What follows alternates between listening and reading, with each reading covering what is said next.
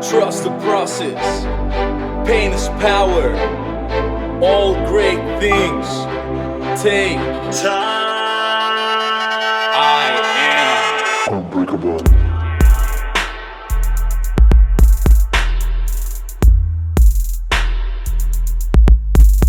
Unbreakable.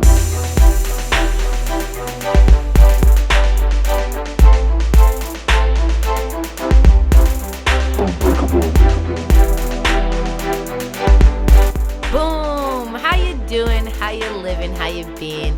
It's a special episode today because myself, Nani Bernal, is in the building. I'm the leader of the InPowerTribe, and I'm coming in here today to dive in with my friend Jay Murga on her story, who she is, and just getting a little bit deeper into knowing her, man. I'm excited. How you doing, girl? What's up, man? I'm doing well. Thank you so much for being in our studio. Man, this is an honor. I love it. I love it. The lighting's good. You got your crew going. I love the energy from the second I walked in, and it really represented you well. So don't thank me. Thank you for letting me come in and be a special guest on your show today. So I'm super excited. Super, super excited. And how I start my show, I want to say this. If you guys are listening to this, do this one thing for me. Turn off all your distractions. Turn off all your noise, because we're about to dive in really, really deep with the founder of the Unbreakables podcast and Unbreakables Media. I truly believe that a leader is defined by their story, and that's what we're going to do today, is define this leader.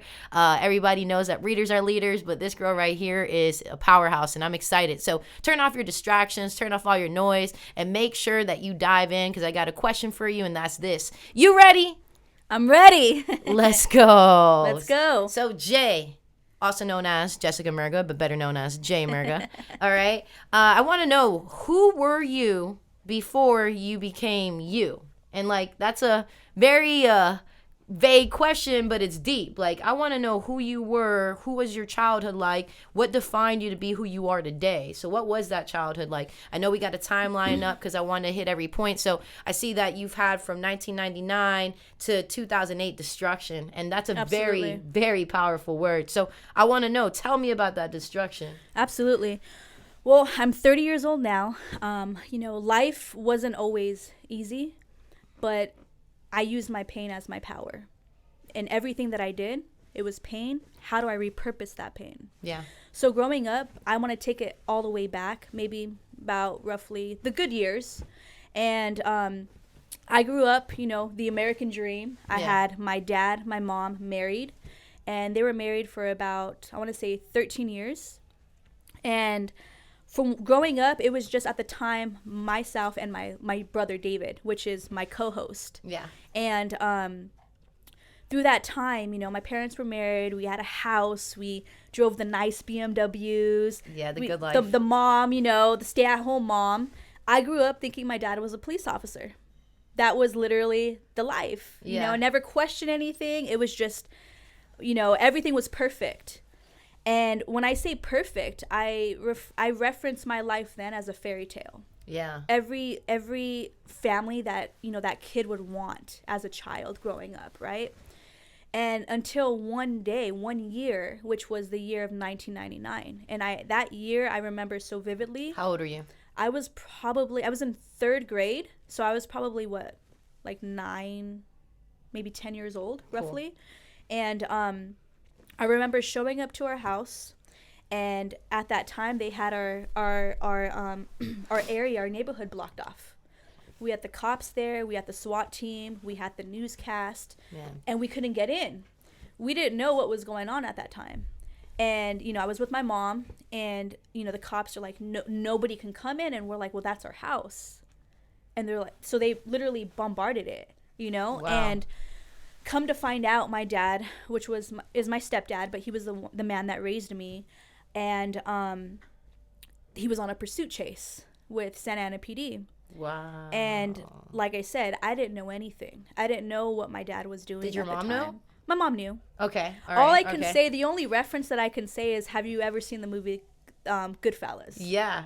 That was our life. Wow. So my mom was that woman. She was the backbone to my dad, and protected him and literally held him down. Whether he was good, whether he was bad, there's a saying that goes, some people are good at being good, and they're good at being bad. And that was my dad.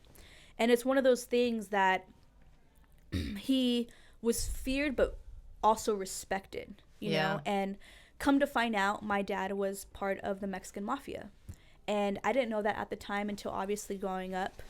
And during those years, it was tough for me because our house got raided. Yeah. My dad went to prison for a couple of years, and we lost everything. And when I say we lost everything, I mean we literally lost everything. I could imagine, man. Like, that right there, that alone is powerful. So it gets me excited to dive into everything else. But I want to hone in on just that whole scene for you, right? You're in third grade. And I want to ask this. He's your stepfather. He's my stepfather, yes. Where right now is your actual dad? I haven't seen my dad in about, last time I seen him was 15. I was 15 years old. Okay. And again, my mom, I hate to say it, but she chose, you know, not the best men. But he was never in my life, not even growing up. So growing up, I called my stepdad Dad. Yeah. So he was the father figure for me. And, you know, I respect him till this day as a father. But as far as my real dad, he hasn't been in my life since I was 15. Been in prison for, I believe it was from a baby all the way up till 15 years old, straight. Saw him once, and, you know, I'm 30 years old now. You can obviously do the math. Yeah. But he has actually been reaching out, but it's something that I will definitely bring on my show because as, you know, moving forward, I forgive him. Mm-hmm. Not only for him, but for myself. Yeah, forgiving people, forgive people. Remember that. And, you know, I think that's, you know, a very pivotal point in your life, right? Like, the man that you know as dad is, like, not dad, right? So, not to say I got trust issues or daddy issues. Like, that's what they would hone on. Oh, and, like, absolutely. Daddy issues, right? But in a way, yeah, because I've dealt with that too. So, now you have already a trust issue. Mm-hmm. And then you come into your home where, again, you got a perfect life.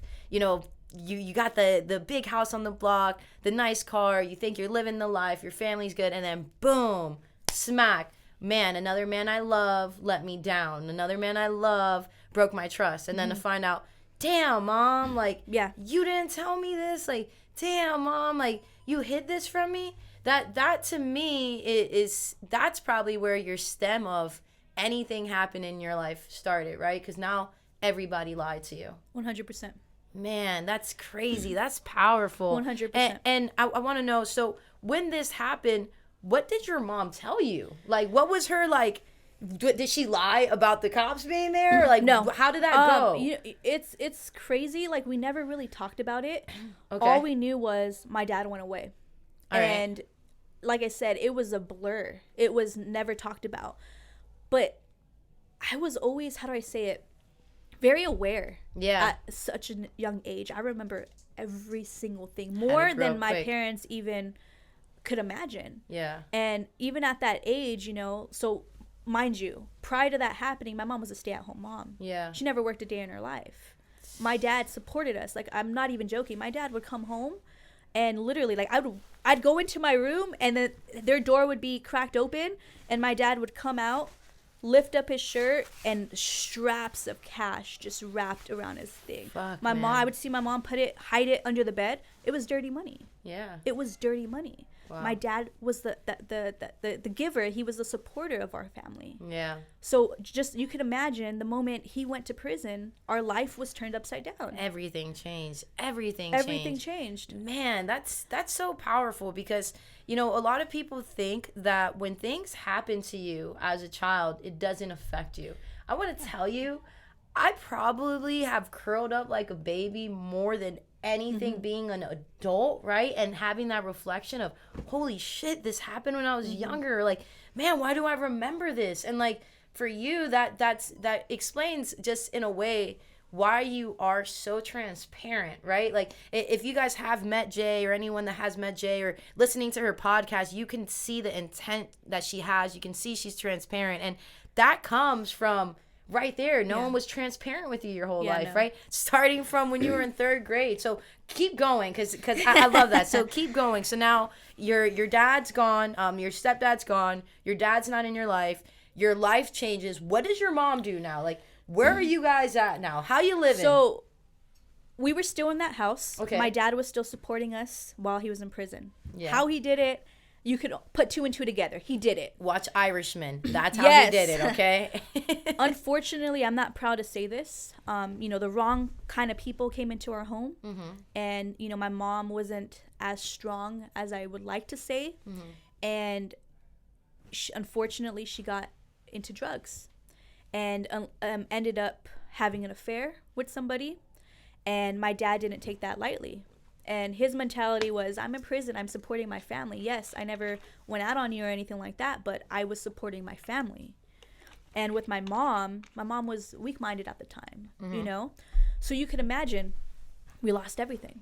Yeah. Completely lost everything. We lost our home. We lost every single thing. Now, how old are you when this is happening? It was a year later. Okay, so now you're in fourth grade. Okay.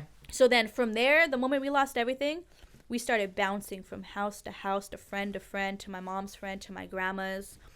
And I remember I was in fourth grade. We were at one of my mom's friend's house. And next thing you know, Santa Ana PD rolls up and they raid the house. And we're at the wrong place, the wrong time. Shit. And they ended up taking away my brother, David, and myself into custody. My mom went to jail. And she was in jail for at least, I want to say, about roughly like 3 to 6 months. And we were in fourth grade.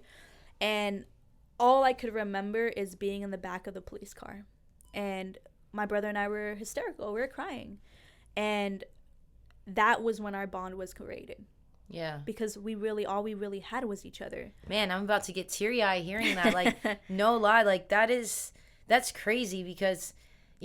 not having the same exact issue as you had, being taken from your mom, but to be in a scenario of, dude, I know that moment. Like, you're getting torn from what you got so accustomed to this crazy life. Now it's like, what am I getting introduced to now? Like, now I got it's a different world. Now I got to fend for myself. Like, fourth grade, like, I'm supposed to be thriving, not surviving, and like being put in the back of a cop car and like, you didn't do nothing. We didn't do anything. You didn't do nothing. You're just being a kid. Man, keep going. So, yeah, we got into a police officer car, and from there, they took us to Orangewood.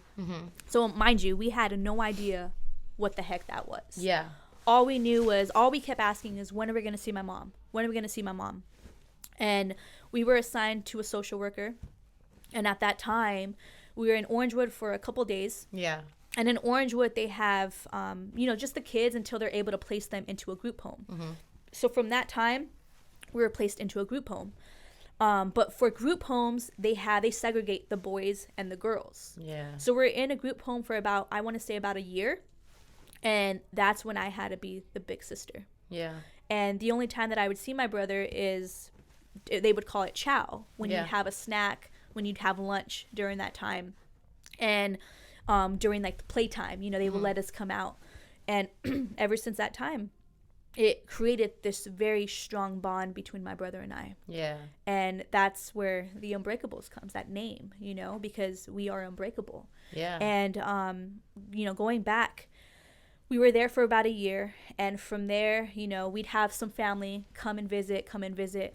But during that time, it wasn't as easy as just family, hey, let me take them. They had to go through a process. Okay. They had to have a clean record, had to have no DUIs, no interactions with the law, had to make twice as much income in order to take us.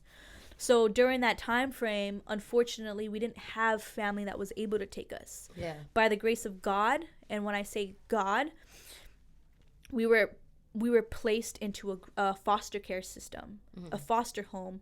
Luckily, they were Christians, and they took both my brother and I. Wow. Now, that doesn't really happen. That doesn't. Usually, they'll take one kid, and they'll separate the kids. Yeah. They took both of us. And usually, you don't walk into having a great family take you in. Like, that's, like, very rare. We were blessed, and he was a pastor. And awesome. I'm sure you've heard stories of, foster parents kind of taking advantage of kids. Yeah. Or just taking them in for a paycheck. Showing them the same life that, they already have. Not really loving them, jumping from foster care to foster care. I've known people personally that have been, raped in the system or have fallen a failure to the system because they got led into the wrong homes. And that's something that, like you just said, by the grace of God, like, that is something powerful. That right there alone lets you know that your oppression has nothing on that big vision that's coming for you, Not that at all. big destiny that's going for you. So keep going.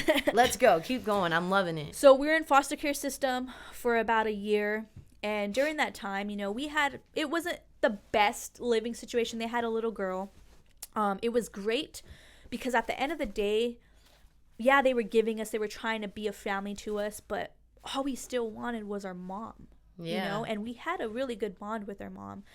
And my mom, she, like I said, at that time, she ended up getting out of jail, and she wasn't able to get us back right away. She had to go through parenting classes. She had to get a job. She had to basically work and prove that she was capable of taking care of us. Now, did she make that happen for you guys? She did. Okay, awesome. She did.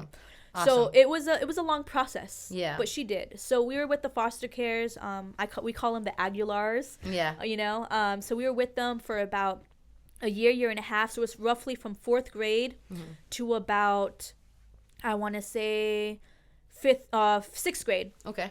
From there, my aunt, my uncle, they ended up taking guardianship over us. That's awesome. So that's when we were able to go with family. Okay. So during that time frame, we were 6th grade. They had us from 6th grade to junior high. Okay, and how old's your brother now too? My brother, so I'm 30 now. My brother's 26. Okay, so your brother was 3 years younger than you. 3 years younger than than my me. God, man! Like, Yeah. so you really had to grow up and grow Literally. up quick because you got someone looking up to you. Like, so I wanna stop right there before we go into middle school and whatnot. I wanna know. So at this time, you're in elementary school, right? Yes. And you got to grow up, right? So how is it being an unbreakable person at that young age? Like, how is that for you? Like, for me personally, I can't say at the age of, in 4th grade, I had people looking up to me. Like, yeah, sure, my soccer team, and yeah, sure, the girl that's sitting next to me that I color better, then you know what I mean? But like, what about that person that's like legitimately like, you're all I got? We're all each other gots, and like, I'm 6, you're 9, I'm 9, you're 12. Like, we're all that we have. Like, how do you really keep that like composure, like as a young kid? It was hard. I'm not gonna sit here and tell you that it was easy. It was hard. Like I said, I don't know what was instilled at me at a young age. Yeah. Like the only thing that I can say was my faith. I don't know where I got it from. Now I know where I got it from. It was my grandma. But it was my faith. Like, I had such a strong faith growing up. Before those years of being taken away, my grandma put me into a private Christian school. Okay. So cool. I'm sure that's where it stemmed from. Yeah. I had my grandma as an example of just prayer all the time. So I know, like, during that young age, we were anointed by God's grace. Yeah. And during that time, like, we had my aunt and my uncle. So that was the aside from growing up from the fairy tale lifestyle, we had my aunt and my uncle married for a long time. I had 3 other cousins, so they were taking us into their home. Yeah. Now, taking us in, you could imagine there was a lot of sacrifices that they needed to make. Yeah. Even for their kids. But it was tough because they had a 3-bedroom. So all the girls, me and my 2 other cousins, my other cousin didn't live there, but me and my 2 other cousins shared a room, bunk beds. My brother had to get his own room because by law, that's what had to be done. Yeah, he's the only boy too. It was the only boy. So my aunt and my uncle did the best that they can do. And I am forever grateful for that. It still wasn't our mom. It still wasn't. So my mom cleaned up. She got her life together. She started doing good. She got us back. Okay. And then how old were you? During that time, I was about, I want to say 16 years old. Wow, so it was 3 years until years. You got your mom back. Yeah, and it now, was years. Within those 3 years, you're staying with your aunt and uncle. Yes. Staying with your cousins. You guys are still without mom, but it's not bad, right? Now, No. It was not bad at all. I mean, we had a direction of what success was, but it's not to talk down on anybody, but the only way that I could ever describe it is always feeling like a black sheep. Always feeling like the black sheep. Feel that. Feeling like an outcast. And my brother felt it too, being the only boy. But like I said, my family did the best that they can do, Yeah. And going back to my mom, we both trusted that because at the end of the day, that's what we wanted was our mom. So from that time, my mom was doing good. And, I wouldn't say those were my rebellious years, but those were the years where I started testing the waters. Yeah. I started kind of just going out, let's just say I got the partying system out of my system in high school. Okay. So and during that time, being 17 years old, I was discovering my sexuality. Okay. So during that time frame, when I was 17 years old, I came out to my mom. Actually, I didn't come out to my mom. She found out. So that was tough. Because during that time, my mom was, walking by faith. She was going to church, and she wasn't really, how do I say it, welcoming of it. Yeah. But all she was saying is, I'm not going to have it in my house. My mentality was, I'm 17 years old. You didn't raise me for this many years. So if you don't want it, you don't accept the person that I'm with, and I'm out. Yeah. And I left. At the age of 17? At the age of 17 years old, I moved out of my house. Cool. So let's pause right there, because I got so many questions coming to this point. Like, I would be upset if I were you, right? So, like, you finally get with your mom. You come with a loving heart. Like, you're not judging her for all the shit she put you through. You're not judging her. You're coming in like, Mom, I missed you. You come in, and she's like, wait, I'm going to judge you right now. Like, wait, like, this isn't happening. Wait, I have a say-so as if I've been in your life the whole time. Right. Now, going into 16, 17, you said that's when you started getting your partying out. That's when you were a little rebellious. So were you acting on being hurt, or were you acting on being upset? I think it was a mixture of both.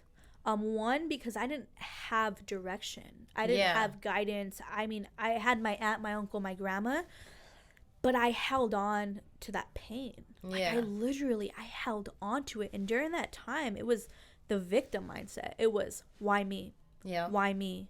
Why me? And I never talked about it. Yeah. I just held it in, but I was broken. Like, I was literally broken, but at the same time, I needed to hold it all together for my brother. Yeah. But when I turned 17 and I came out and my mom found out, it was no longer about anybody else. It was about me. Where I said, no, I'm sorry. Like, I'm standing my ground. I'm putting my foot down. Whether you like it or not, this is who I am, and I'm going to stay true to myself. Yeah, like, this is the one thing I got to be real with myself about, right? Like, you guys made me be something I'm not my whole life. Like, the foster care, the lies, the story. Like, that's not me, and I had to be something my whole life. So now, being that you came out, I've come out too. I have a little girl. I have a girlfriend, the whole nine. Now, I want to know, for you, for me, it was more like, I think that I led into having interest in different sexuality because the first man that came into my life, like, really just broke my life, right? And for that, I've always I don't know, I guess more sheltered to like wanting to let a guy in. Now, would you say that would have an impact to your sexuality preference, that your dad, you don't know him, then your stepdad, not that he was a bad guy, but man, like, he ended up not being who I thought he was, right? Like, would you say that had an effect to you coming out, or was this something that you always knew? Yes and no. So going back a little bit, I had my first experience with a girl when I was in 3rd grade. Okay. And that was when we had the fairy tale lifestyle, right? Yeah. But I never talked about it. Yeah. It was just something that I felt, but I never talked about it. Yeah. Moving forward to middle school, junior high, I had my first boyfriend. Okay. So I was actually from 7th grade to my sophomore year, I was in my first long-term relationship with a guy. Yeah. And it was a family friend that I met through my aunt and my uncle, and I have 0 complaints. It was an amazing relationship, but I think being 17, I went through this transition. I got my first job and got these feelings from my first manager, and it was just something that I knew, like, it was in me and I had to face. And I ended up, unfortunately, ending the relationship with him, and that was the last time I was with the man. But aside from that, it was, how do I say it? Like, I don't get close to any men figures aside from my uncle and my brother. Yeah. Aside from the relationship. Yeah. So, transitioning to being 100% fully out was something that I knew. Like, I knew it and I was going to stick with it. So, moving out at 17 years old, during that time I dropped out of high school. Yeah. I was playing basketball full time. So aside from anything else, that was my passion. So basketball, excuse me, was what kept me sane. It was literally what kept my head above the clouds. Did you stop basketball when you dropped out? Did. Man, our stories, like, dude, we're like spirit sisters in a whole nother way. Like, holy cow. So you stop basketball, you drop out, you come out, you move out. Funny how that goes, right? I come out, move out. But no, like, you know, you come out, you drop out, and now, man, like, your world is going crazy. Like, you lose two things you love. Your mom, right? As much as it wasn't like a loss right then and there, because you're like, I'm standing my ground. That's a loss again, because all you've been wanting is your mom. Now she's gone again. Now, boom, something that I love that takes my mind off of everything. Mm-hmm. I kind of left it. Did you leave it? Would you say that you dropped out because you were just, I'm this reckless kid now. This is how I'm feeling. Hoorah, I'm dropping out. What was the reason? It wasn't that I wanted to drop out intentionally. It's just, one, I had a girlfriend at the time. She was a couple years older than me. Okay. My mom wanted me to stay there, but she didn't want her to be anywhere near that. And I said, no, like, I'm sorry. Yeah. I'm going to trust it. At the time when I said I'm leaving, I didn't know what the hell I was doing. All I knew was I was standing my ground. Okay.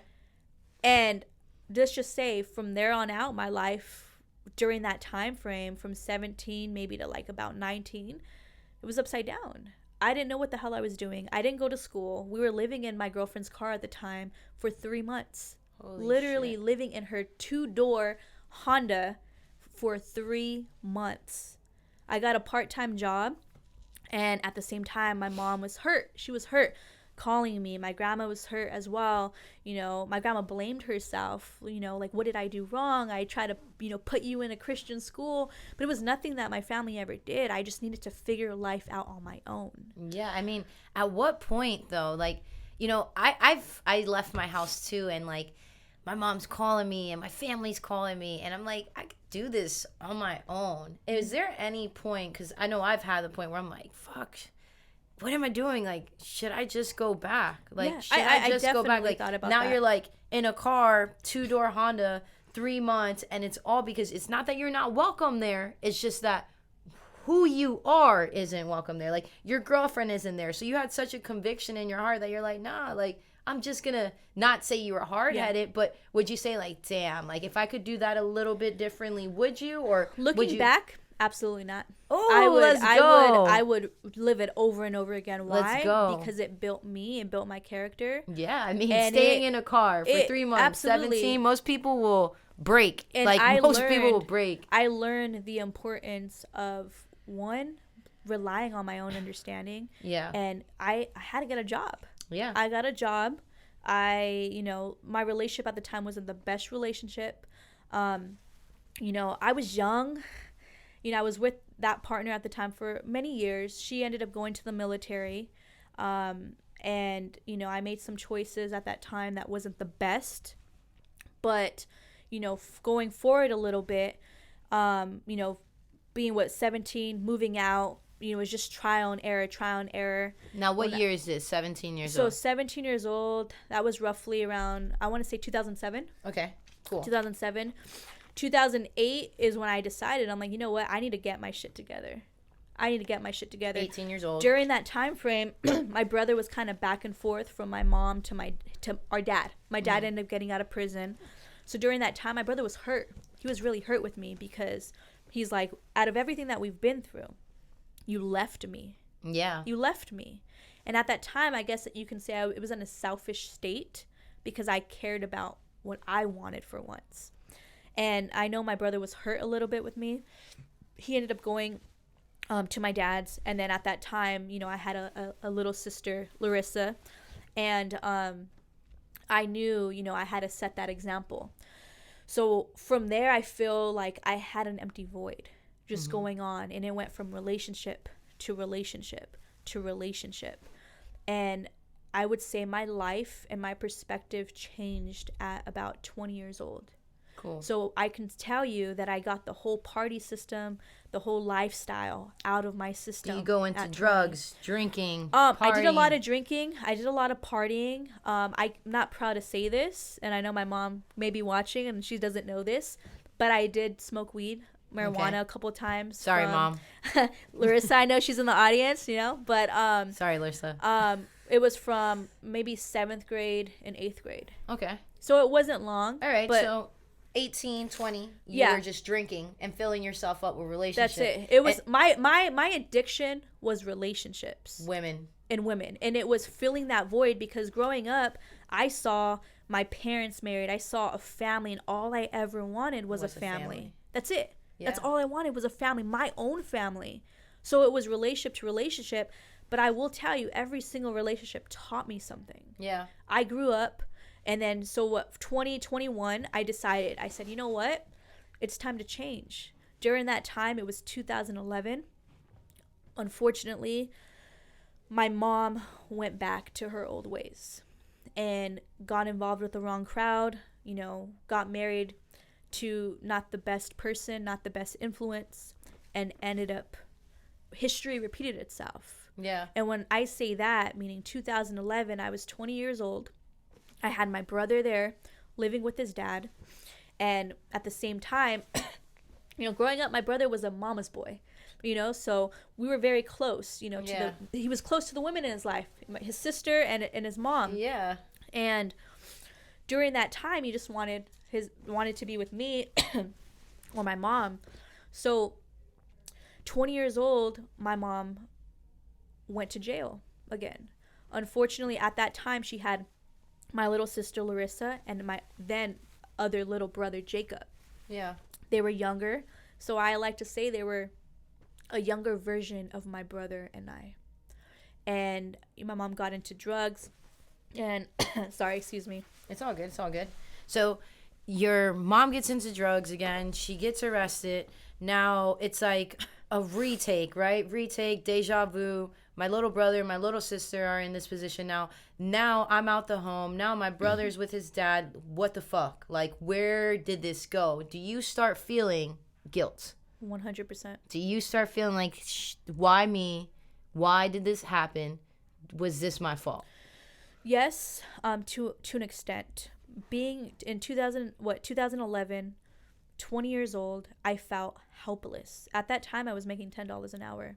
I was living, obviously, with a former relationship. There wasn't much I could do.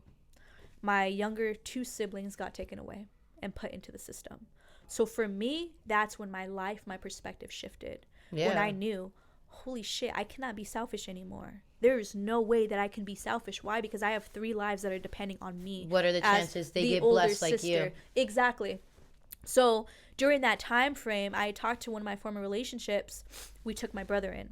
My brother was 16 years old at the time. Jacob? No, David. Okay. So unfortunately, my hands were tied. I was in no position legally, financially, to take in my sister Larissa or Jacob. Yeah. So I did what I had to do as an older sister, and I took in my brother David. I didn't know what the hell I was doing. There was a couch. David, do it. And then from there on out, sheets, here's a pillow. You got I some didn't food. know what I was doing, but all I knew, I had a job. I was put myself in school. During that time, I was pursuing a career in law enforcement.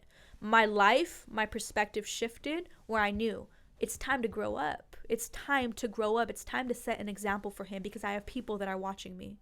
Man. I have my siblings that are relying on me.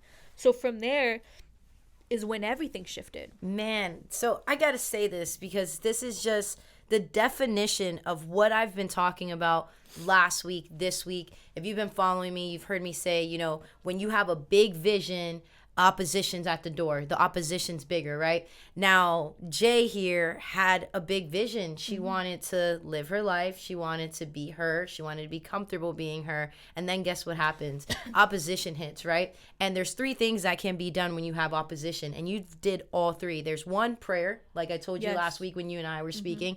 2, pivoting.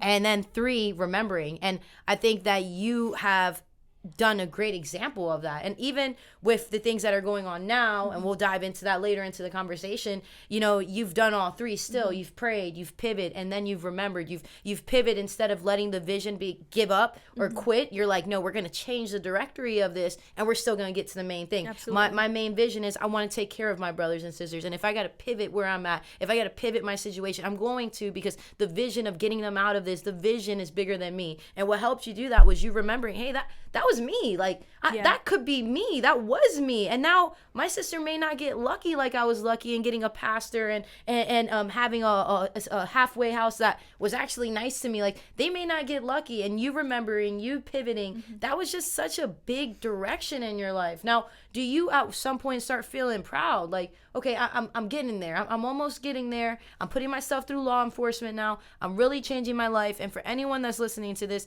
is a main point, is when opposition's at your door, when everything's knocking you down, when the doubt is there, when the people aren't counting you, and when you don't got the supporters, it is very important to know you got yourself. And you got yourself 100%. And Jay's showing that in her story, that at the end of the day, yes, she has these supporters, but who made it happen? It was you. So now you're law enforcement, you got your brother living with you. What happens? Because now you're not an officer. No, during that time. I don't see the cop hat. I don't smell bacon. No. So during that time, I was going through school first. Okay. So I did put myself through my associate's program. Awesome. My head, I was level-headed at that time. I knew it was time to set that example. I no longer asked, why me? I no longer asked that. I said, why not me? Yep. That was my perspective. So I took it and I changed my mindset. I shifted it and I went from the victim mindset to the victor mindset, right? And from that moment on I was big into personal and self-development. Yeah. It was all about, just reading, getting myself in school, volunteering, just setting that example. And during that time, like as I mentioned before, I wasn't making much. I was making $10 an hour. I was working a security job. I was working full-time. going to school full-time, and I had my brother. Yeah. Now, during that time, it was tough because it wasn't like, oh, hey, I'm just living with my older sister. No. Up to that point, my brother was bouncing around from my mom to his dad. And from there, it was, I literally had to become his legal guardian. Yeah. So through that, you can imagine my mom was in jail at the time. I had to get a written documentation from her, a letter saying that I now release the rights from, as the parent to my daughter to support him financially. I had to go to court. I had to get an attorney. I had to get him enrolled in school, which it is tough. Like, it's really tough, I had to do all that. I had to grow up. And you're like, what, 21? I was 22? 20. And 20 during that old. time, I'm not proud to say, but we ended up getting, housing. I was able to get a 2-bedroom apartment for my brother and I. We were living on food stamps. I wasn't proud. You're not proud to say it. I wasn't proud to say it. Dude, you're not proud to say it. It's not a situation where you're like to gloat. It's a situation where you should be like, yeah, I was proud to say that at the age of 20, I got housing for my brother and I because I made it happen. You know how many people right now that are probably listening to this and not listening to this that take housing and they don't need that shit. They don't need that. That's very true. And like listening to this story right here is like, this is a situation to be proud of. At the age of 20, I got housing, a 2-bedroom room. I was able to put my brother into school. So what I want to know is like your mom, like at this point, how do you speak to your mom? Like, like you're going to talk to her.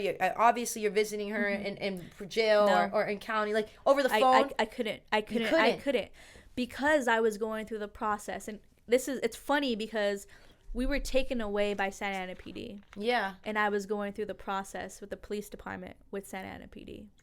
I don't know how it happened, but I knew that moment I got taken away in that police car. I knew how those police officers treated us, and I knew I want to make an impact. I want to make an impact to those kids that are going through the same way, and I'm going to be a police officer for my city. Yeah. I was born and raised in that city. Yeah. So for me, it was tough, but with going through law enforcement, it's not an easy process. You cannot live or associate with anybody that has misdemeanors, that has felonies. You cannot visit them in jail or prison. So I was limited. I went to visit my mom once, and that broke me because I couldn't see her, and I told her, Mom, I'm breaking, like there's a chance that I may not even get hired, but you're my mother. I'm coming to you. I'm talking to you. And it broke me because during that time frame, I couldn't see my mom. Yeah, I would accept her calls, but because I had my own phone line, they would go through the files to see, okay, who am I associating with? Man, that's so tough. My family, I'm not proud to say this, but a lot of my family were in gangs and the mafia. It wasn't, I basically had to cut all ties. Isolate yourself. But what I did do is like I said, prayer and my faith was always strong. My grandma was a huge role model for me.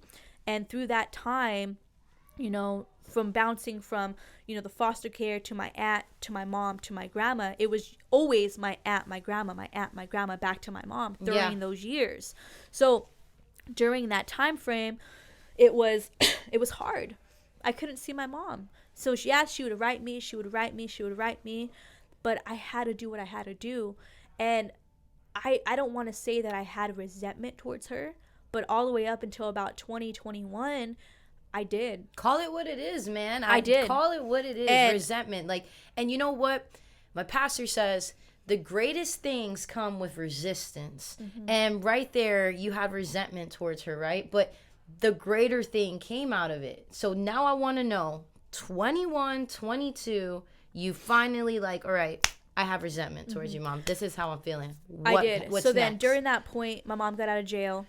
Again, she had to do everything she had to do to get my siblings back. I still wasn't in a position financially to take all of them in. Yeah. But in the back of my head, that was my why. It was just in case if this were to happen again, or if I'm in a position, I will take them. They'll always have their older sister to rely on. Yeah. So when times were tough, when I wanted to give up, when I wanted to quit, because trust me, there were so many days, I just wanted to pull the plug and throw in the towel. What was the hardest day? Hardest day was one day that you remember, I'm serious, you're dude, wits end, want to pull my hair out, was seeing my brother struggle. My brother, he was a mama's boy, and during that time, he struggled hard. He had the resentment. He didn't forgive my mom. He hated my mom during that time. So for him, I, as the guardian, put him through school, but I had to take him to see a therapist. Yeah. I had to say, because he was emotionally not okay. Yeah. So for me, it was seeing that pain. So for me, I couldn't show pain. Yeah. I could not show pain because I had to set that example. It's going to be okay. It's going to be okay. So during that time, what a selfless leader. I'm sorry. Do what I had to do. I have to stop right there. Dude, everybody that's listening to this, you run this back. You run this back 10 minutes, then you run back from the beginning. Just run it back, because what she's stating right here is I'm looking at such a selfless human being. Appreciate that. Man, seriously, you're so selfless, and to hear that everything was for everybody else. When does Jay get that breathing time? When does Jay get that healing time? When does Jay get taken care of? Because even the people, the relationships you're with, they're not for you. They're for your void. And you stated, I had voids. And most of us have voids. We fill them up with liquor. We fill them up with drugs. We fill them up with relationships that are meaningless, right? Because we're looking for a long-term fix.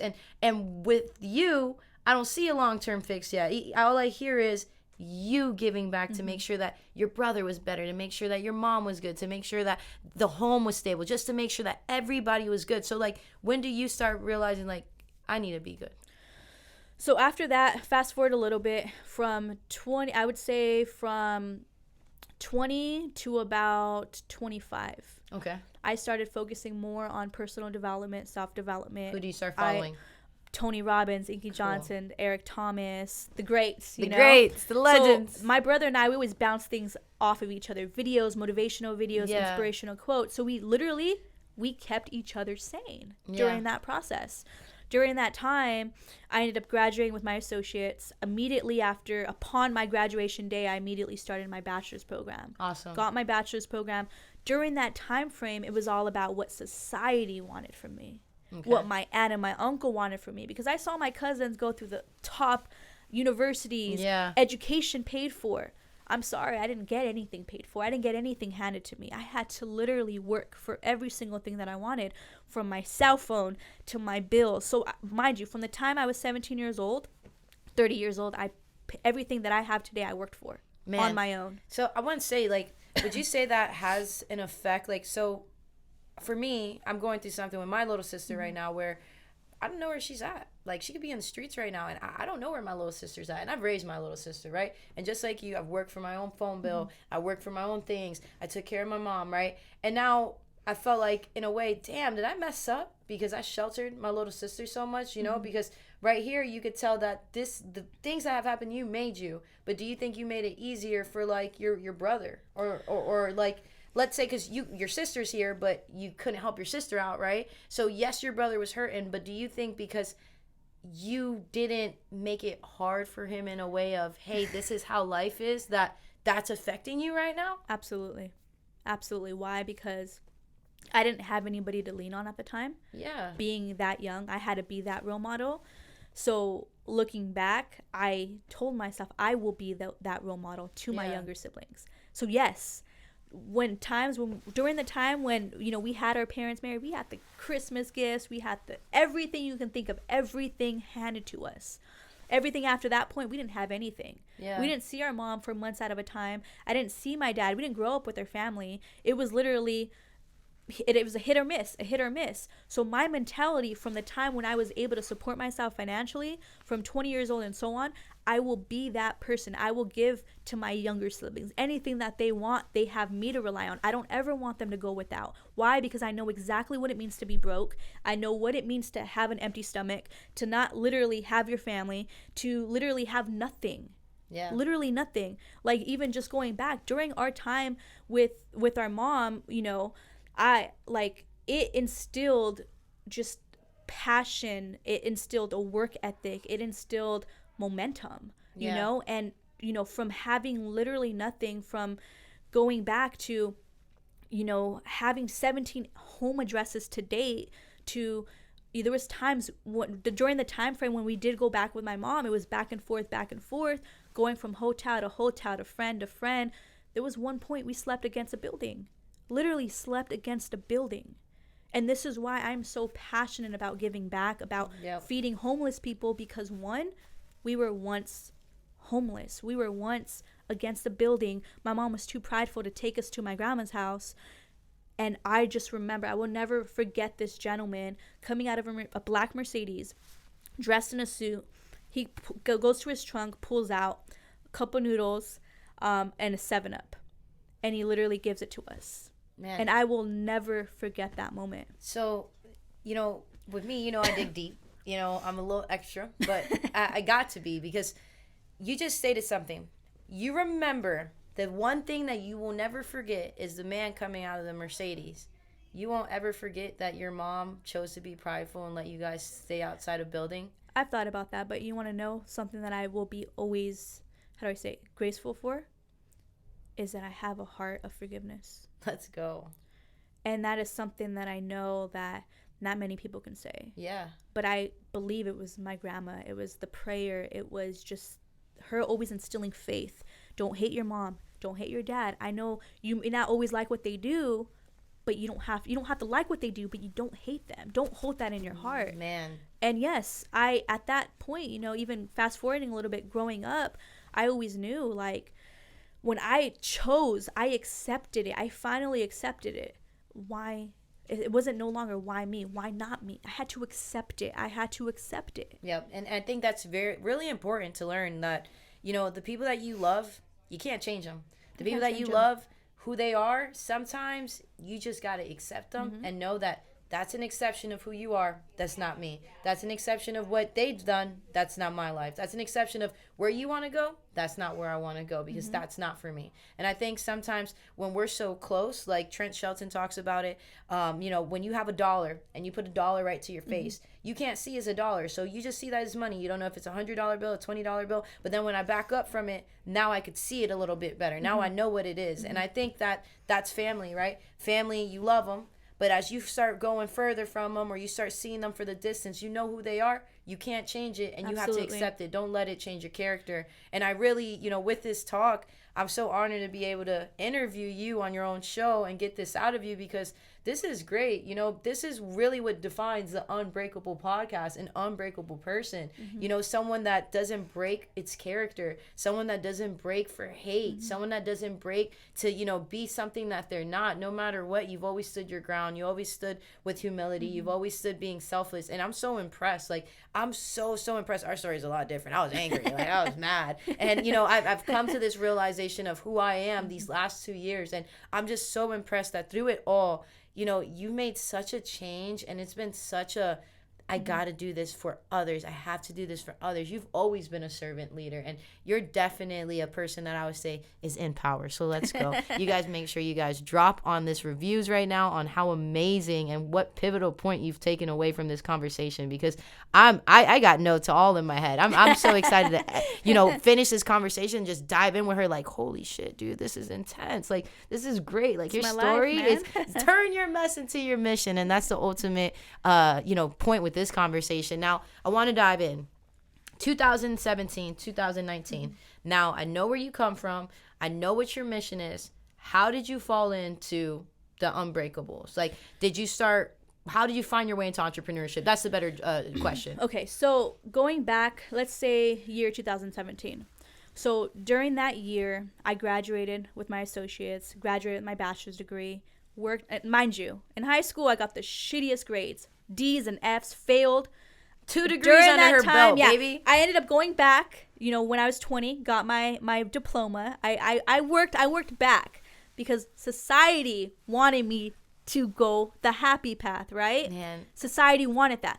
But me thinking that getting the associates, getting the bachelor's, I finally got my first corporate job in 2011. Had my brother, had my own place. I was finally making good money. Let's go. Worked my way up. I'm proud of you. I'm proud of you. Worked my way up to a process improvement associate, to a project manager. And during that time, I think it was with my company, 6 years? Yeah. And as soon as finally got my bachelor's, find out day of graduation, I was second top in my class, and I got salutatorian. Never knew that. I was like, holy shit. Never in a million years did I ever think, wow, like I did this. I never settled anything for less than A's or B's. Kids, stay in school, man. Stay in school. Let's go. It was something that I knew I had to push the envelope. I had to go against the grain. I had to prove to myself, what am I capable of? The moment I graduated, I was happy. It was great. I had my mom there. I had my family. I had my partner. But at that time, it was a couple of months after graduation. I just remember just being so emotional and going back to that empty void. And during that time frame, I was in a long-term relationship with my then partner of 6 years. I was engaged, and I was going through the process of law enforcement, and we both at the time were both going through the process of law enforcement. She became a police officer before I did. I was the supporter. I had my home. During that time, my brother ended up moving to TJ. So during that time, my brother was still trying to find himself. Like I said, he experienced a lot of hurt and a lot of pain, but we always still kept that very strong bond, And like I said, there was days where I would look around in my own living room and I'd be like, wow, like out of everything that I've come to, out of everything that I've done in my life, I have this. And I'd be so grateful and I would live in that moment, but I would still feel empty. Why? Because I knew that I was living on other people's terms. I had the degrees, I had a nice car, I had a nice home, I had a nice, great, healthy relationship. I was working corporate, but inside I was so empty. And I can't even begin to describe that moment to you. But then I started just praying and and said, God, like, I know there's a bigger purpose for my life. I know there's a bigger calling. I was in my police department. It was 150 applicants that applied. It got narrowed down to 2 people, myself and one other person. And from there, it was July 9th, 2017. Okay. So during that time, unfortunately, I woke up one day and as I mentioned, I was engaged. And the reason why I talk about this, because this was my breakthrough. That moment during that year was my breakthrough moment. And during that time frame, I just woke up one day and I had these feelings, my partner was in law enforcement. I just feel like there was a bridge that was built right between us, right? And during that time I just woke up and I told her one day, I said, I'm sorry, I cannot marry you. I didn't know why. I didn't know how. Holy shit, that's big right there. And wake up thinking I'm going to be fine. But I knew our morals and our values did no longer aligned. Yep. Because I saw her character, I saw her values after becoming a cop, and I knew I no longer want to be that person. Come to find out, she was cheating on me with her partner. And her police partner. who was also a female and in a relationship of 7 years. And I can't even begin to tell you how bad that broke me. Like, man. Literally broke me, because here I'm thinking I finally have my family. I'm finally about to get married in 2 years. Everything's paid for. Everything's planned for. We have our trip to where everything's done. And I feel like this is something that I need to talk about because I haven't talked about it in years. Yeah. But I was broken. Like, when I say broken, like, I lost everything completely. Now, let's stop right there. So, you're broken. You lose everything. Now, did you lose everything because of your brokenness? No. Like I said, I've always walked by my faith. Yeah. I woke up that one morning and I said, I cannot marry you. And I didn't even know she was cheating on me until after the fact that I moved out. I literally left with my pride and my dignity, and I left it with everything. And during that time, I found out then she was cheating on me for probably about 6-7 months. Wow. As soon as I moved out, she moved her in, and that was it. Into your house? Into my house. The words that I have to say. And a month later, she married the her nerve. on our trip, which we were supposed to get married.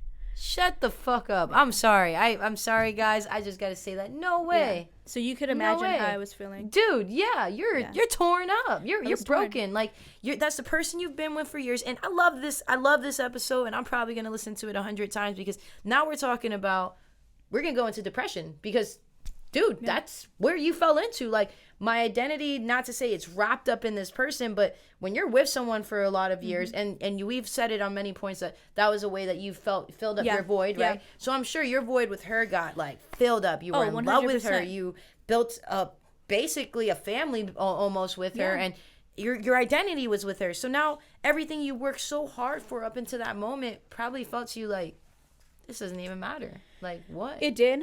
And during that time frame when I left, I was still going through process with the police department. So I left July 9th, 2017. Now you can imagine, when it rains, it pours. I ended up, my aunt talked to me. She said, move in, come back home for 6 months. Did that.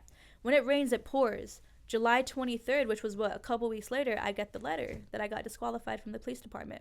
Why? Because they went back to my childhood. They went back to what I went through with my family, and they realized, okay, you're involved. Your family is well connected with the mafia, and they felt like just things weren't adding up. Yeah, little things like that. I get that. Same thing. My sister, my oldest sister, she's trying to be a doctor, and the first medical school that she went into, they dug in deep. They do. To her elementary school, and was like, hey, you did this, and we saw that your family does this, and I'm sorry, but you're not fit for us. And I will tell you, from 20 to 25 years old, to 26 actually, I walked the perfect line. I removed myself from the wrong crowd. I didn't touch drugs. I was literally... Did everything right. Volunteered in my community. Volunteered at the youth guidance center, the probation department. I did everything that I was supposed to do to ensure that I would be the best candidate. I was in shape. I was doing the best that I could. But it just wasn't the plan. It wasn't God's plan. And I didn't see that then. Yeah. So I hit a depression. So I will tell you, this is probably the shortest depression that I've ever experienced. It's probably about a month to month and a half. I had a depression. I had a friend, reach out to me, say, I need you to come with me to this boot camp, this CrossFit. And I'm like, I don't know. I was a little resistant towards it. I went and I fell in love with it. I fell in love with the community. And I'll give a shout out to OC Fit, Lost Twins. Yeah. And because they're twin sisters, and they pulled me out of that rut. Yeah. They literally pulled me out of that rut. I found fitness more than I ever knew, and it saved my life. Yeah. And it literally, as soon as I left, I got into a new crowd. I started associating myself with with fitness people, with entrepreneurs, with like-minded people. Prior up to that point. And how old are you now? Not now, but how old are you in this point? I was 2017. I was 28? Okay, so 27. Now you hit some points, and the points that you hit was I was depressed for a short amount of time. Well, good. If you're listening to this, you just heard a tip on how you can overcome depression in a month and a half, and how you do that is what takes people 6 months in depression, a year in depression, 2 years in depression. And what do they find? They find someone that lifts them. They find a community. They put themselves in an environment of people that are like-minded. They make sure that they put that void of, what am I doing just being sad and being alone? Let me get myself fit. Let me take care of me first. So one thing she just stated was accountability. Second thing she said was she shifted her mindset because her friend helped her shift her mindset. Find yourself people that are going to help you and lift you, not pull you down or tell you what's wrong with you, but tell you what's right with you. And I think that that's what came across your life, and that's what benefited you. And so what if it was a month and a half? Thank God it was a month and a half, because I couldn't imagine what it would have been like if it went any further, you know. Probably now all the motions of everything that you've been feeling with your life, now I could see right there where you're like, all right, I'm gonna break. Like, I've been doing everything right, God, like everything right, and this happens. And I could relate to that, where like, you know, you get a little frustrated, right? And Kanye West says it like, you're sitting here wrestling with God, but you should really just rest with God. Yeah. And like, it's such a funny point, but it's true, because like, you do wrestle with him. Like, when you're frustrated and things don't go right, like, I did everything right. And Inky Johnson talks about that. Like, I did everything right. I took the, I took the obstacles. I took the adversity. I did everything right. And now it's not going my way. But you fall in love with fitness. Now, where does the entrepreneur in you come out? So let me go back just a little bit. Fell in love with fitness. Started surrounding myself with like-minded individuals. Ran my first Spartan race. Ooh. I went in excuse me.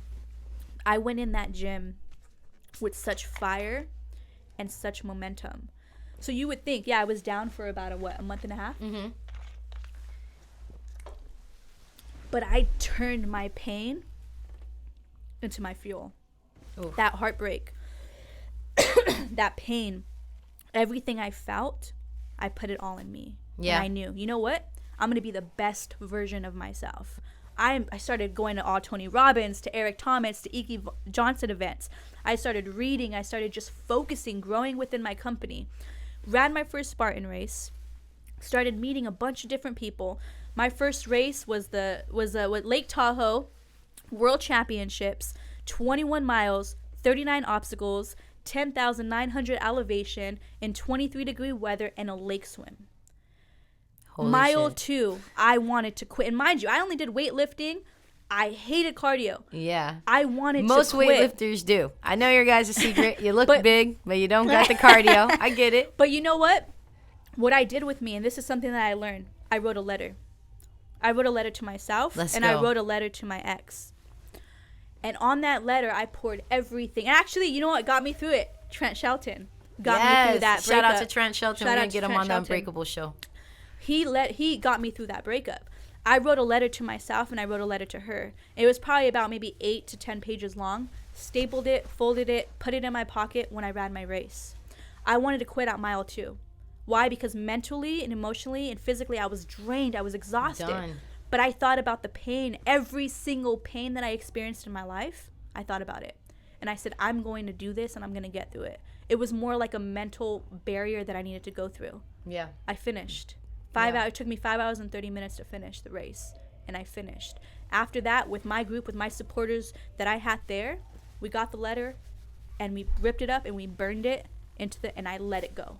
I let it go, and I instantly forgave her. I love that. I never told her, but I forgave her. Not for her, but for myself. If you're listening to this, she forgave you for her, not for you. And from that moment on is when I knew God had bigger plans for me. I came across this quote that said, am I failing, or is God prevailing? Ooh, God, am I failing, or is God prevailing? For the people in the back. Say it for the people in the back. Am I failing, or is God prevailing? And that, as soon as I heard that quote, I cried. Yeah. I cried. Why? Because I knew from that moment on, I had nothing but control. And it was when I knew that I needed to surrender control. That was no longer what I wanted for my life. God had other plans for my life. Yeah. And from there, it was when my fire, my passion with law enforcement, I kept trying, but it just, God didn't want it. Yeah. There was bigger plans. I wanted to be a police officer to make an impact in my community, to show those kids that no matter what you go through, you can be something. You have a childhood dream. You can make it happen. Yeah.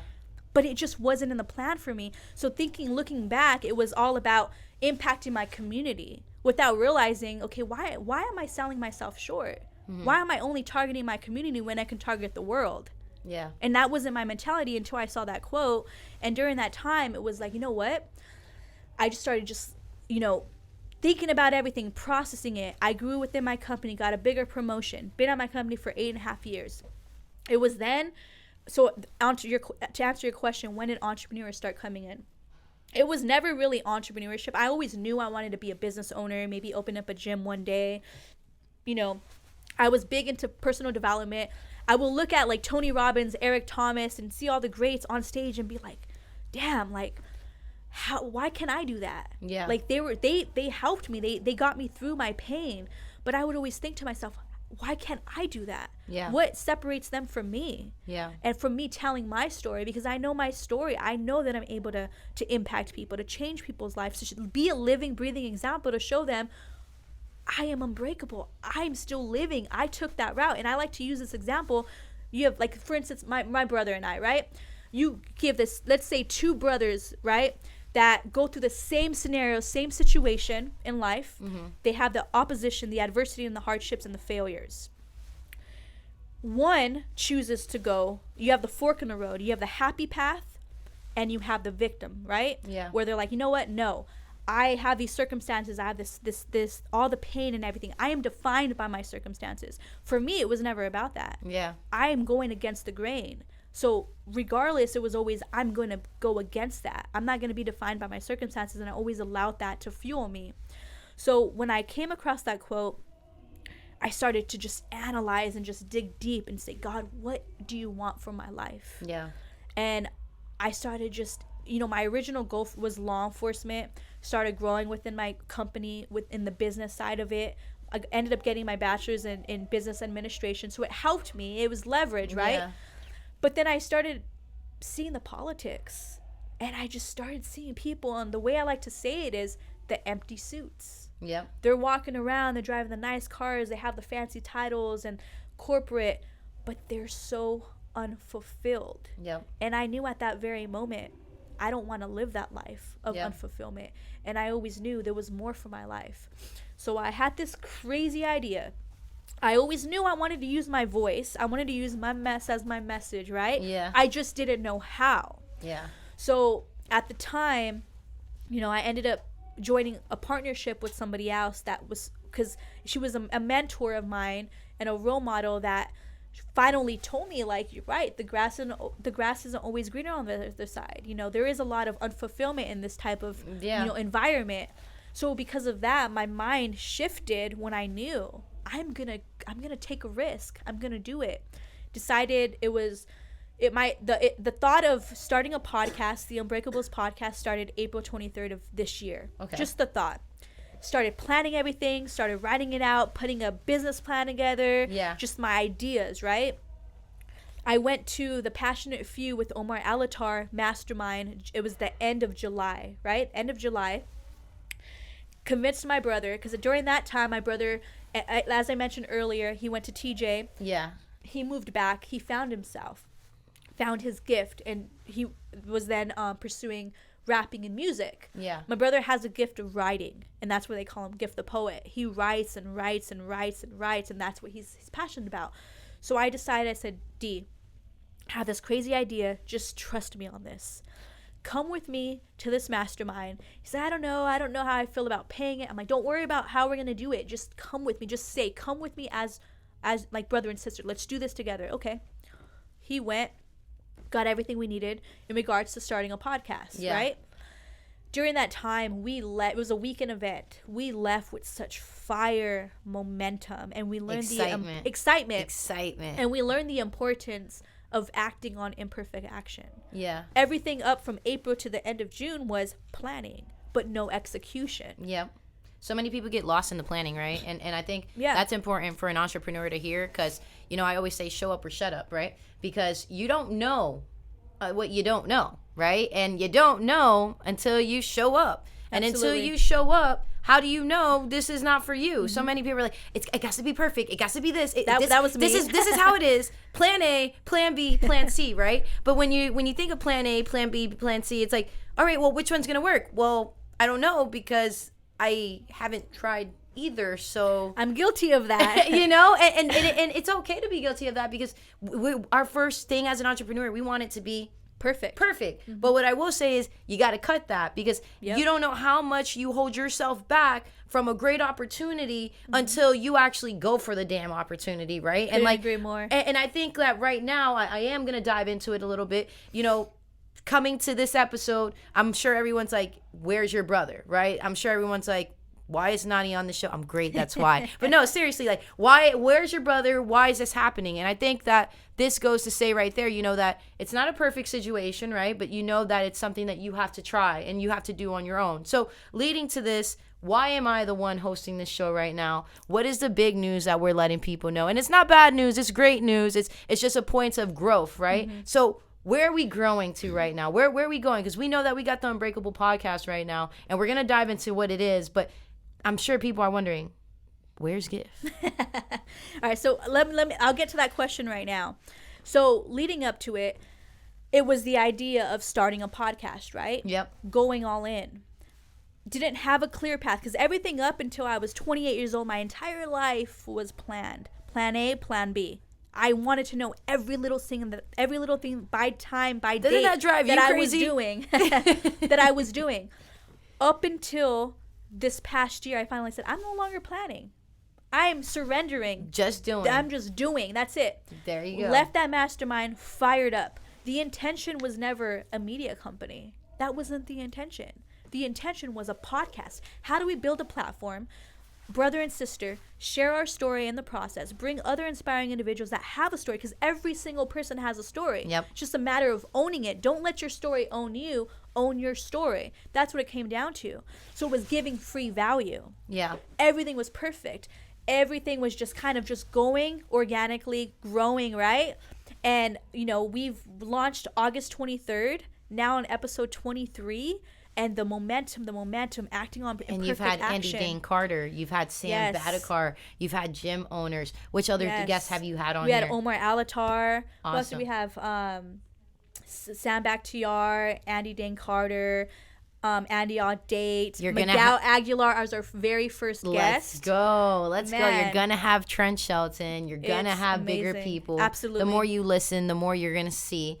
And I think that's important, right? Proximity is power. Proximity is power, But yes. I'm going to hit this right here. Proximity is power for anybody listening to this. But guess what's even more powerful with proximity and power? It's connection. Yes. And I heard this from Roland Frazier. Shout out to you, Roland. Amazing man. Sold 24 businesses, over $1 billion in sales. And he stated to me, he's like, you know, most people think proximity is power, but it's bullshit, right? Because you could get into power, right? Like just like you did. You got next to it. You planned out for a long time. You're like, I'm going to these events. I'm seeing Eric Thomas.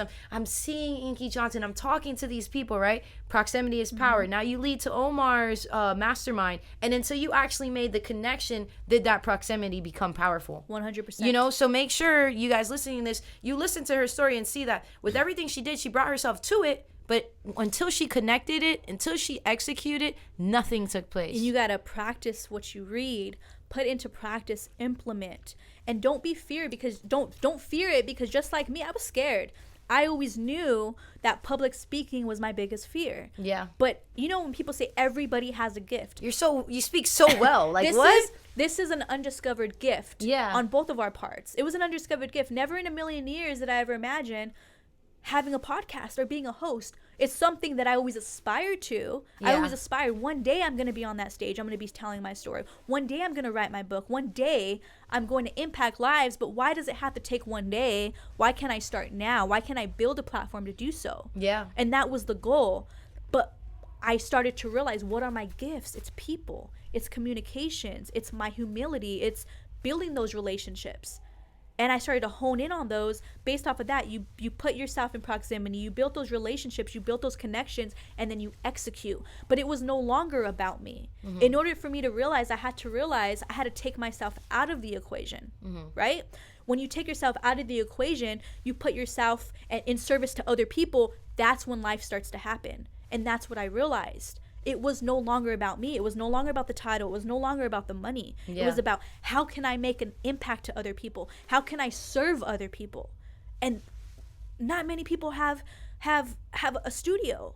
I didn't have space or a studio at the time. All I had was a vision. Yeah. And I said, you know what? I'm going to do this. Talk to my brother. We're going to do this together. And that's what we did. No clear path. I'm painting this damn studio thinking I'm crazy. Like, what am I doing right now? I'm painting and I don't know what the hell I'm doing. I have a rent. I'm locked in for 6 months. What am I doing? Yeah. Should I just throw in the towel right now before I even start? No.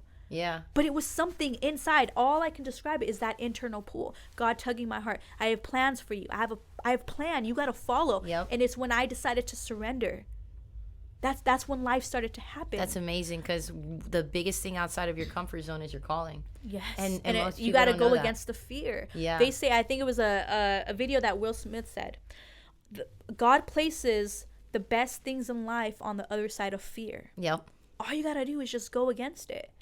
I just know, gotta go and I against know it. exactly what video you're talking about. When he talks about skydiving. Yeah, and I skydive because of that. I'm like, you know what? At that moment, I have the door open, and I'm like sitting there where I'm like, okay, I could either move off of fear, or I could move off of love. Mm-hmm. And Will Smith talks about being in fear in the moment and loving the moment. And Yes. I'm hanging off of a plane right now, and I'm like, I love this, I love this, I love this. And you see it in the video where it's I'm bittersweet, but it's bliss, right? Yeah, exactly. Where I'm like, okay, I love this, I love this, I love this. Okay, let's go. And then I jump off, and I really love that moment. And I'm thinking to myself, like, I'm literally above everybody in the world right now. And I was so fearful, and nothing's happening, nothing wrong, nothing of what I imagined it to be, because all our thoughts, all that negativity, it's made up. It is. It's an illusion. up. It's an illusion. And it's funny because we talk to ourselves, but you know what really affects us is the whispers we tell to ourselves, right? Your that inner whisper of, voice. like, you can't do this. You can't do it. You're crazy. You don't have experience. That whole 9 is what gets you. And I think that for you, that voice was like, nah, shut up. I've heard you my whole life, and I've done everything. This is it for me. And I'm glad you started this podcast, and I'm glad to be a part of it, and I'm glad to see you grow and see where you go and see where this leads, because the people that you're going to touch, it's going to be amazing and endless. Now, you spoke about your media company. Your podcast ended up transcending to a media company. Yes. Just like my podcast ended up transcending into a mastermind. You know, like, there's so many opportunities with it. Tell us about your media company. So we do have a media company called The Unbreakables Media, and we do host that. I do host that out of the Unbreakables podcast studio. Yeah. So I saw a problem where I realized that there are a lot of people out here that want to start podcasts, right? Yeah. They don't have the space, they don't have the equipment. So let me be that service. Let me provide that service for you. Yeah. Before it comes to any finances, of course, everybody's goal is to be financially free. Yeah. But I generally do this because it's coming from my heart. Yeah. It's how can I help you? How can I help you build what you want to do? And that's what started the media company. Yeah. And I happen to love what I'm doing. I love the podcast. It's free value. It's, bringing guests on the show so that way they can take that opportunity to add their value. Yeah. And just build those connections, build those relationships. That's what it comes down to. I love it.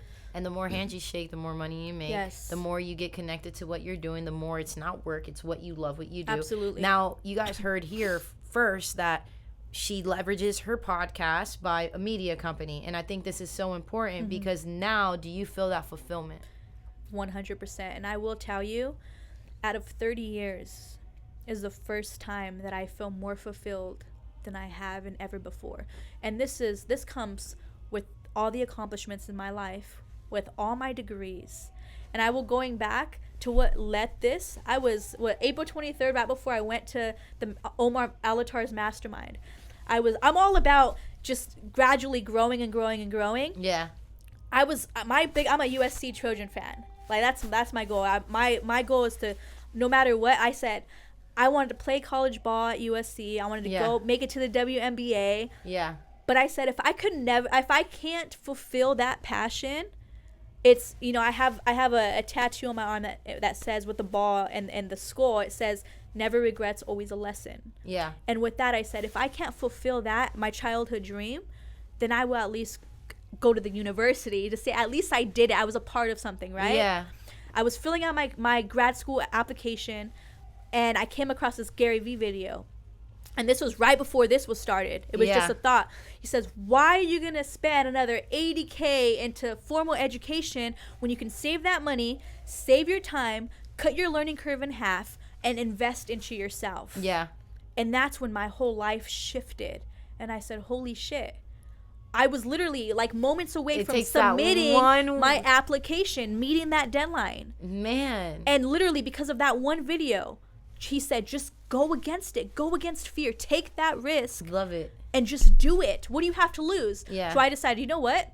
I'm going to take that investment, because people are always scared of investing in entrepreneurship, right? Yeah, always. Because it's what? Formal education. You don't really see the loans. You don't know what you're going to get. Like, there is times Exactly. entrepreneurship is probably the freaking hardest personal development course that you're going to take yourself willingly. Entrepreneurs are nuts. I'm quitting my 9 to 5 to work at 24. Like, Absolutely. I've literally had times where did I curl up under my desk? No, but I curled up in my bed, put the blanket over me. I was like, I'm fucking done today. Like, this can't go down. Yeah. Like, I've had calls with you with the new projects that I've taken on where I'm like, dude, like, I got to breathe today. Like, and it's crazy because it's what we do. It's what we love, and we take this on, and people think that entrepreneurship, like, I had a worker tell me 2 days ago at the project that I'm with, is like, you know, we got to work hard for what we want, Nani. And I turned around and I said, what the fuck? What does that mean? She's like, oh, well, like, it's not like how, you know, you come in here and you got this big deal. And I'm like, you don't know what it took to get this big deal, because all year I've been broke. All year I've been giving. All year I've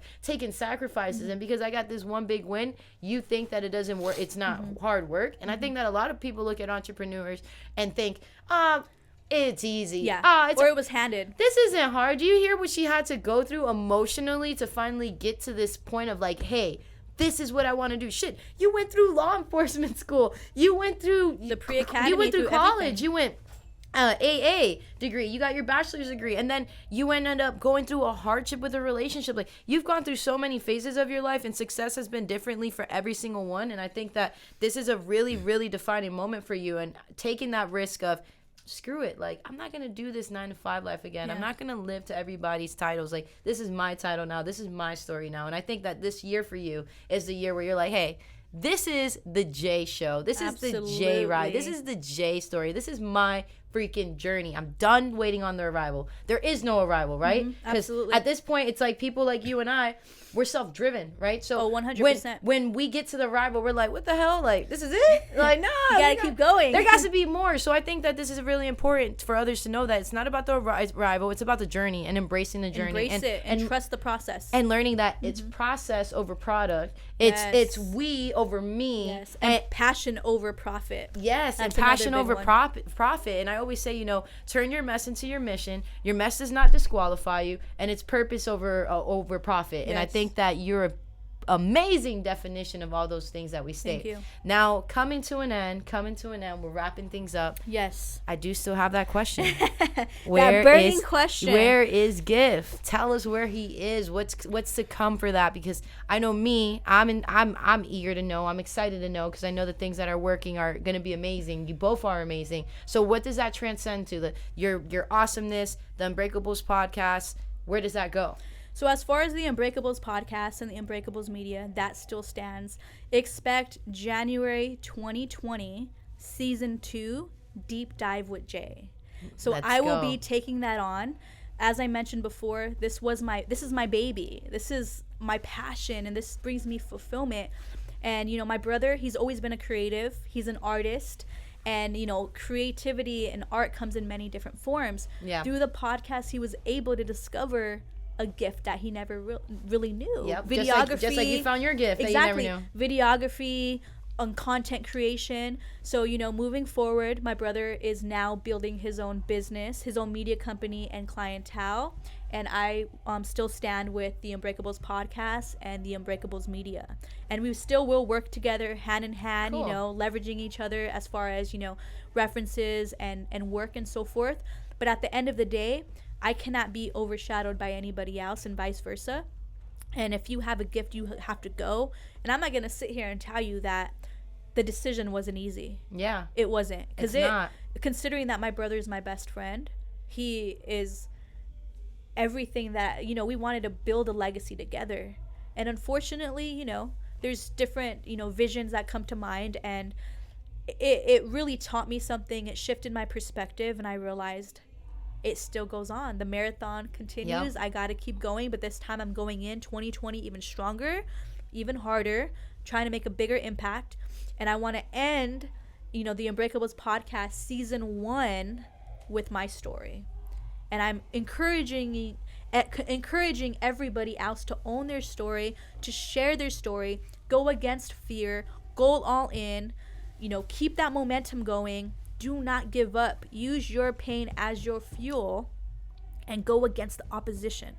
Yeah, because it's not how you start, it's how you finish. It's how you finish. And if you're not first, you're lost. And I say it all the time. People laugh. They're like, man, that's Ricky Bobby. Listen, Ricky Bobby said the realest thing ever. If you're not first, you're lost. And I think that, this coming where you're not having the same vision and you guys are going your own ways, I could have, just hearing your story, I could have let you know that was going to happen this year. You know why? Because this is the year of Jay. And what's to come is the year of Jay. And this journey and this process is the year of Jay. And there's no shame in that. And shout out to David. I'm excited to see my brother. I'm excited to see what you do. I'm excited to, get you on my podcast, interview you, hear your side of your story, and just to move forward. But you guys keep watching them. Keep watching their movement. They're amazing people. They have amazing stories. Jay just dropped the mic 100 times on this episode, and I'm so happy to be here.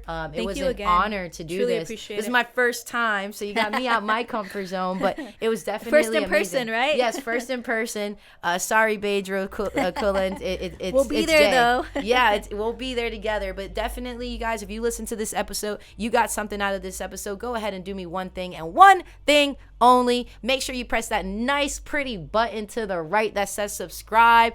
Do it. And then secondly, what I want you to do is go ahead and push this out to your network. Tell somebody about this. If this resonated with you, if this is something that you think can impact somebody, go ahead. It's for free. She's giving. She told her story. And most importantly, she let you guys in on so many incredible nuggets on how to get going, how to keep going, and how to make things happen. So I'm happy to be ending this podcast. It was a pleasure. The crew's in the building. The family's in the building. I couldn't say more than say this. Tune in to the next freaking season. Let's go. We're out.